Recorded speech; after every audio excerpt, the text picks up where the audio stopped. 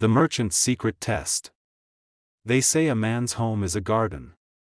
If he tends it with love, it feeds a village, but if he tends it with vanity, the root will turn to rot.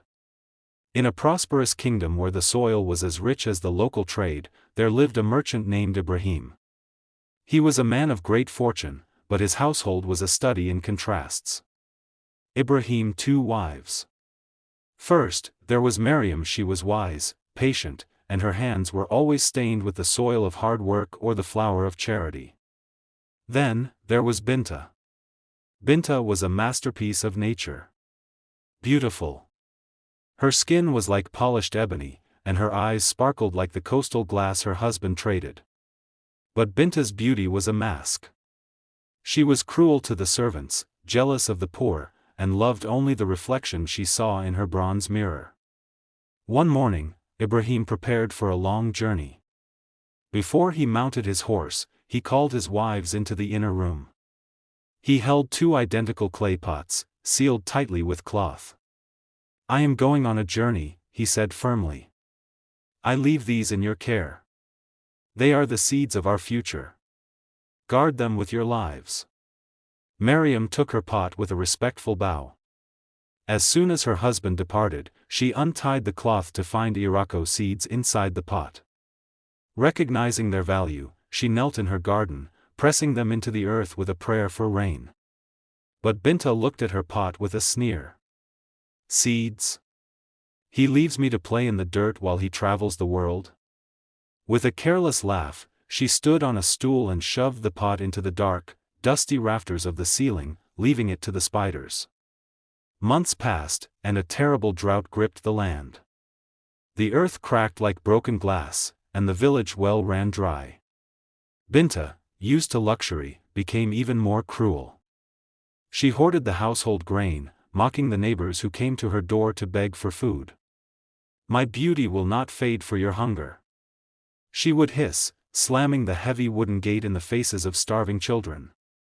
Maryam, however, became the village's heartbeat. She spent her days in the communal kitchen, teaching others how to find water in deep roots and sharing her own small portion of food. In her private garden, she used every drop of gray water to keep her seed alive. In the suffocating and dry heat, something strange happened. While Maryam's plant grew vibrant and green, a foul, sickly smell began to drift down from Binta's rafters. She ignored it, perfuming herself with expensive oils to drown out the scent of rot. Then, the sound of a horn echoed through the valley. Ibrahim returned.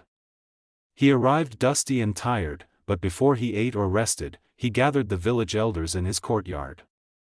"Bring the pots," he commanded his wives. Binta first, climbing the stool with a haughty smirk. But as she pulled the pot down, she gasped. It was covered in thick, gray cobwebs. When she set it on the ground, the pot cracked, and a black, stinking liquid spilled across the floor. The seeds had rotted into a putrid sludge. The elders covered their noses, pulling back in disgust. "My husband." Binta stammered, but her husband looked away. Then Maryam stepped forward. She brought her pot. The leaves of her plants shimmering with life despite the drought. Ibrahim touched a vibrant leaf, his face filling with a pride that gold could never buy. "You fed the village and you saved the seeds have grown a legacy. You are the true mistress of this household," he whispered. That day, the household changed forever. Maryam was named the mother of the house, holding the keys to the storehouse with a hand that knew how to give. And Binta? She was stripped of her silks and gold, sent to the garden to work with the laborers in order to learn the value of life, that true beauty is not what the mirror reflects, but what the soul harvests. The tree Maryam planted grew so large that it provided shade for the entire village for generations thereafter.